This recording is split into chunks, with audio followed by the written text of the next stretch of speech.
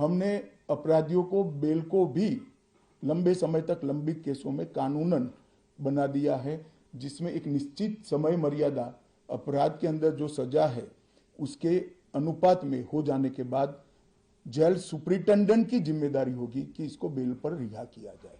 तो इसके लिए कोर्ट में किसी को जाने की जरूरत नहीं पड़ेगी। इसमें विक्टिम को अपनी बात रखने का मौका मिलेगा, इंफॉर्मेशन का अधिकार मिलेगा और नुकसान के लिए क्षतिपूर्ति का भी अधिकार पहली बार भारतीय कानूनों में हम करने जा रहे हैं। 0 FIR, विक्टिम की FIR की प्रति की निःशुल्क प्राप्ति और 90 दिन में जांच का रिपोर्ट देने से इससे बहुत बड़ा फायदा होगा। समय पर न्याय, लगभग 35 न्याय प्रणाली की 35 धाराओं में हमने समय मर्यादा निश्चित की है और ये टेक्निक के आधार पर प्रोसीडिंग्स होने के कारण भी समय पर न्याय मिलेगा। 3 दिन में FIR दर्ज करनी है, 7 दिन के भीतर जांच रिपोर्ट पीड़िता के सार्वजनिक करनी है, 60 दिन के अंदर ही अपराध तय करने हैं और घोषित अपराधियों के खिलाफ 90 दिन के अंदर मुकदमा कायम करना है और आपराधिक मामलों में मुकदमे की सुनवाई के बाद ज्यादा से ज्यादा 45 दिन के अंदर जजमेंट की घोषणा करनी है। तो कई जगह पे हमने समय को कम कर बाध्य कर हमने जल्दी से न्याय मिल पाए इस दिशा में काम किया है। हमने 3 वर्ष से कम कारावास में 60 वर्ष से अधिक उम्र में के लोग जो है, इसमें पुलिस अधिकारी की पूर्व अनुमति अरेस्ट के लिए अनिवार्य करी है। गिरफ्तार व्यक्ति को 24 घंटे में मजिस्ट्रेट के सामने ले जाने का प्रावधान भी कानूनी बनाया है और 20 से ऐसी ज्यादा धाराएं हैं जिसमें पुलिस की जवाबदेही हमने सुनिश्चित करी है। पहली बार पीई का भी हमने प्रावधान इसके अंदर किया है। साक्ष्यों के संबंध में भी टेक्नोलॉजी को हमने बढ़ावा दिया है। इलेक्ट्रॉनिक साक्ष्यों के प्रति विश्वसनीयता बढ़े, इसके लिए कानूनी प्रावधान कड़े किए हैं। सर्वर लॉग, स्थान संबंधी साक्ष्य और वॉइस मेल, ये सब की व्याख्याएं की गई है। अब न्याय प्रक्रिया संविधान की 8वीं अनुसूची में आने वाली सभी भाषाओं में काम करती हो जाएगी। हमारी स्थानीय भाषाओं के लिए बहुत बड़ा फैसला है। हमारा पूरा सॉफ्टवेयर जो बनेगा वो 8वीं अनुसूची में आने वाली सभी भाषाओं में बनेगा।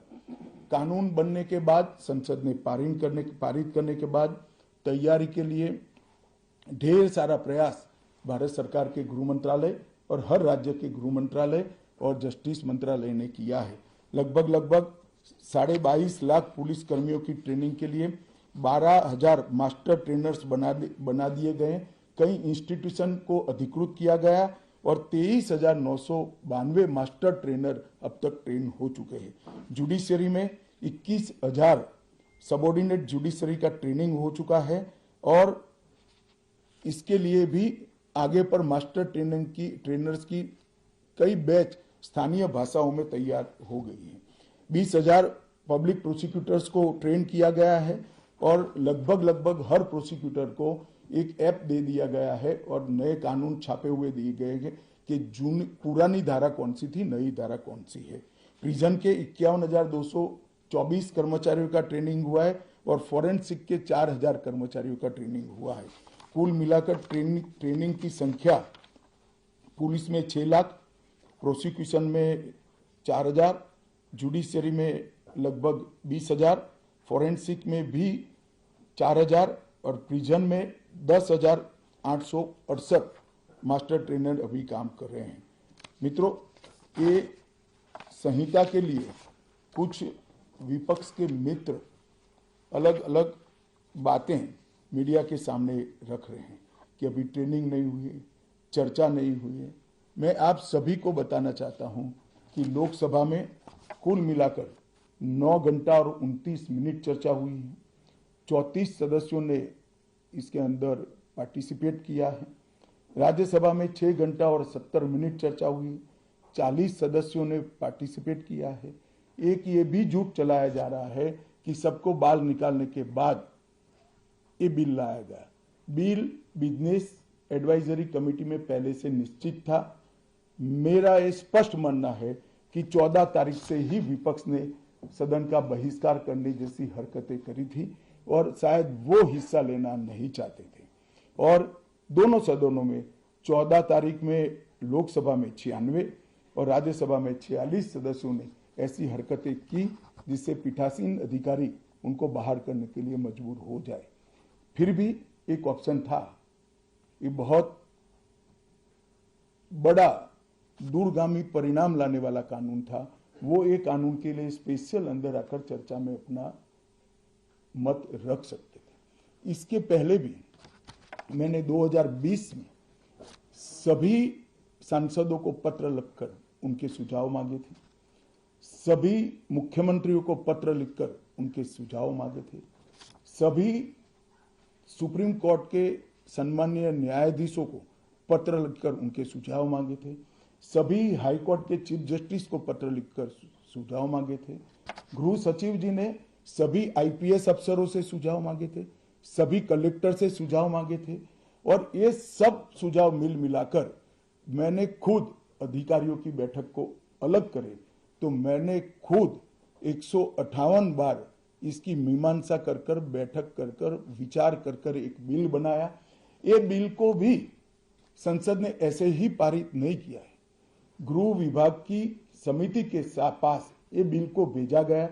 2.5 महीना या तो 3 महीना इस पर विशद चर्चा हुई। सभी दल के सांसदों ने इसके अंदर हिस्सा लिया है, अपने सुझावों को रखा है। 4-5 पॉलिटिकल स्टाइल के सुझाव छोड़कर मैं दावे से कह सकता हूं हर सुझाव को समाहित कर 93 बदलाव कर बिल को फिर से कैबिनेट ने पारित किया और पारित करने के बाद सदन के सामने रखा गया। इतने बड़े सदियों के बाद हो रहे सुधार को पॉलिटिकल कलर देना मैं मानता हूं ठीक नहीं है।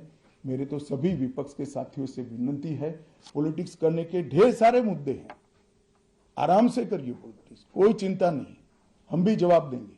मगर ये कानून देश के 140 करोड़ नागरिकों को संविधान का जो स्पिरिट है, न्याय और आत्मसम्मान, वो समय पर दिलाने की एक एक्सरसाइज है। तो आप सभी लोग इसमें कोऑपरेट करिए और मैं मानता हूं कि जिसको भी कुछ कहना है, मेरा दफ्तर हमेशा खुला है, मैं अवेलेबल हूं। मिलने से पहले रोड पर जाना मैं मानता हूं ठीक नहीं है।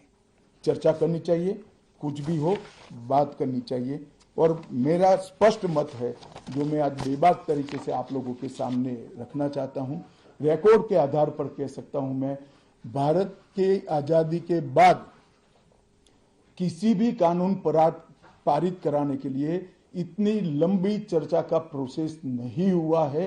ये मैं रिकॉर्ड पर कहने के लिए तैयार हूं।